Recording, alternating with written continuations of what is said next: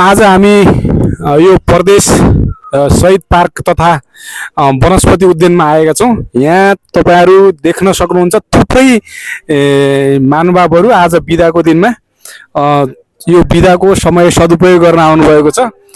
यही परिप्रेक्ष्यमा हामी फागुन 21 गतेमा हुने निर्वाचनको मत सर्वेक्षण गर्ने तयारीमा छौँ। उहाँको परिचय सहित यो फागुन 21 को निर्वाचनमा कसलाई मतदान गर्न चाहनुहुन्छ तपाईँ? परिचय दिनु होला पहिला। मेरो नाम हस्त बुढा,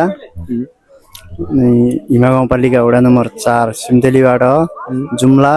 अनि म भोट रुचि भन्ने ज्ञानेन्द्र साईलाई मतदान गर्न चाहनुहुन्छ?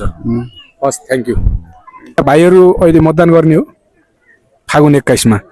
कसलाई यो चोटिको निर्वाचनमा कसलाई देख्न चाहनुहुन्छ? म चाहिँ स्वतन्त्र बालेन जय घन्टी होइन त? हस्, थ्याङ्क यू।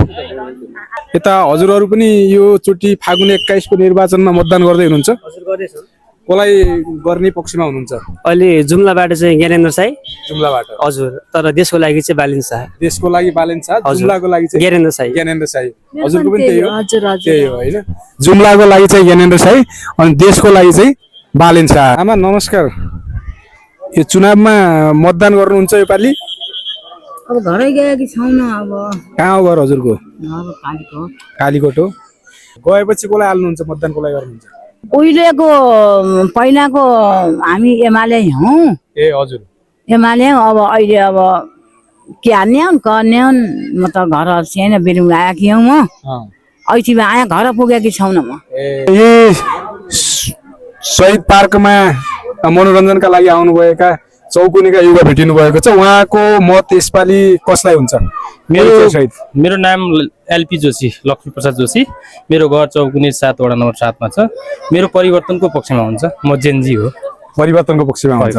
घन्टी विषयमा यहाँ अर्को एकजना दिदी भेटिनु भएको छ। आफ्नो परिचय सहित कसलाई मतदान गर्न चाहनुहुन्छ भनिदिनु होला। हजुर नमस्कार, मेरो नाम धनकुमार रावत, दैलेख नारा नगरपालिका 10 घर मेरो। अब मतदान भोट भन्ने कुरा अब हाल्न त पर्छ, सबैको पनि हो। अहिलेसम्म हालिरहेको सबैसँग हालिरहेको हो। अब त्यो पनि हेरौँ यसो गाउँमा यसपालि कसलाई गर्दा के हुन्छ। अब सबैले घन्टी भनिराख्नु भएको छ, त्यसमा पनि अब अहिले भनेर भएन, सबभन्दा देशले परिवर्तन खोजिरहेछ। अब परिवर्तनको पक्षमा हुनुहुन्छ? हजुर, त्यो त त्यही हो। Thank you. यहाँ एकजना अर्को दिदी पनि हुनुहुन्छ, उहाँको के छ परिचय सहित? मेरो नाम भद्रकला रावत, बिनपा 3 सुर्खेत। अहिले देशले पनि परिवर्तन खोज्यो, त्यही माथि अब भ्रष्टाचार पनि धेरै भयो। हामी जाँदाखेरि काम बन्दैन। जुन ठाउँमा जानुपर्ने हो त्यो ठाउँमा गयौँ भने हाम्रो काम सिधा सजिलो तरिकाले हुँदैन। जसको पैसा छ, जसको पावर छ, जसको मान्छे छन्, उनीहरूको चाहिँ छिटो फाट्टै काम हुन्छ, अरूको हुँदैन। त्यो भावनाले अलिअलि अहिले चाहिँ नयाँ पार्टीले हेर्नै पर्छ भन्नेमा छौँ हामी। के अरे राष्ट्रिय स्वतन्त्र पार्टीले। Thank you. नमस्कार, मेरो नाम टिका रावत। बोर्ड केमा हाल्ने अब थाहा छैन सर। अब पछि अहिलेसम्म निर्णय गरिसक्नु भएको छैन? निर्णय गरेको छैन।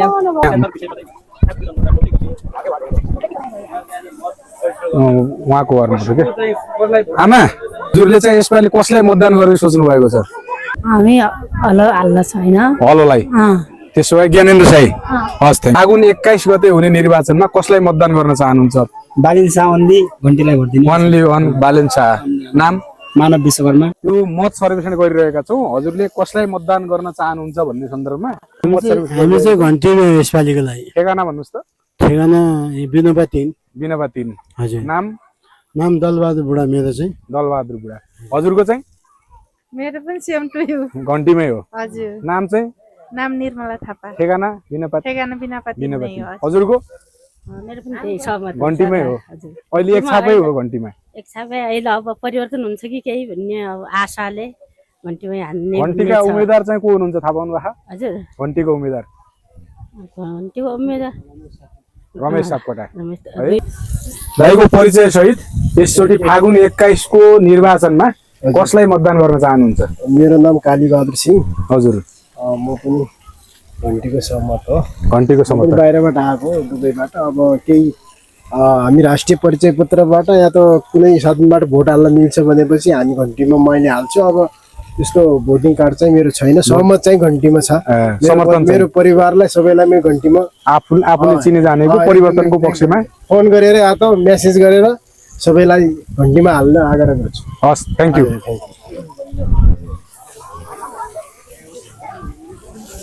अब पहिला त एमाले हालिराखेको थियो हजुर, अहिले परिवर्तन छ, देशले परिवर्तन खोजिरहेको छ, हेरौँ परिवर्तनको पक्षमा छौँ।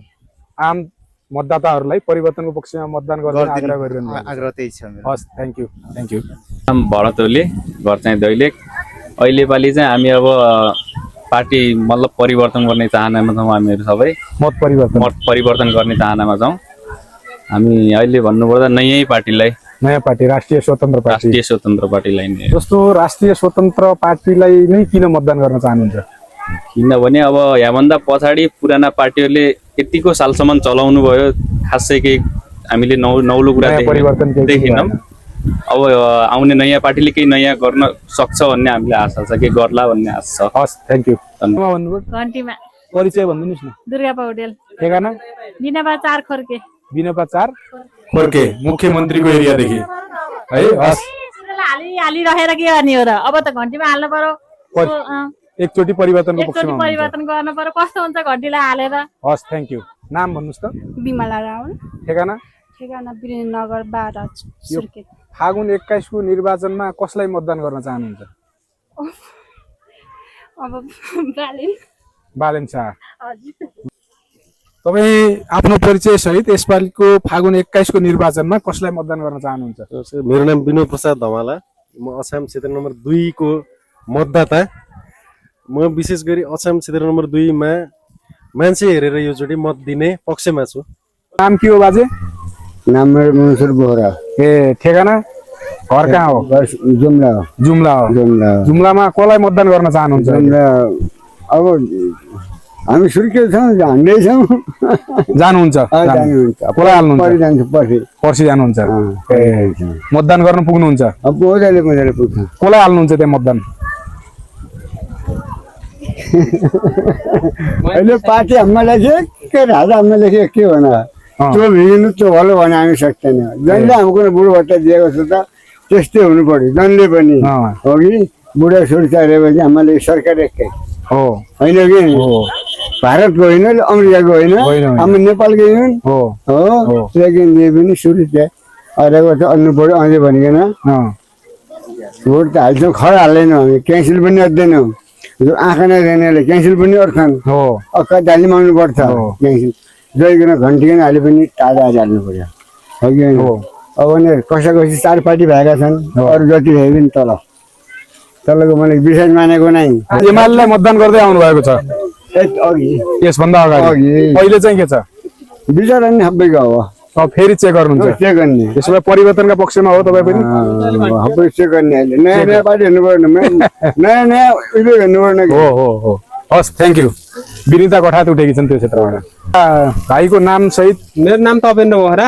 ठेगाना शुभकालिका कालीकोट हजुर, वडा नम्बर 5 उदा गाउँ हजुर। अनि अहिले त हाम्रो के छ भनेपछि अब घन्टी भनिरहेछन् सबैले दाइ है।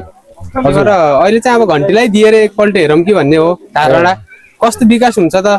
हामीलाई सबैभन्दा पहिले विकास चाहिएको हो ठाउँमा होइन? अब विकासको लागि पनि एउटा अब घन्टीलाई दिउँ भन्ने हो। त्यसैको लागि घन्टीमा घन्टीको पक्षमा हुनुहुन्छ? हस् भिडियोको खिच कि फोटा खिच, बिचमा ट्याक्क पछि जुम गरेर हाल्नु हुन्छ। त्यो पछि जुम गरेर हाल्नु हुन्छ, नत्र 4 जना मान्छे मात्रै खिचाएर भन्ने हुन्छ।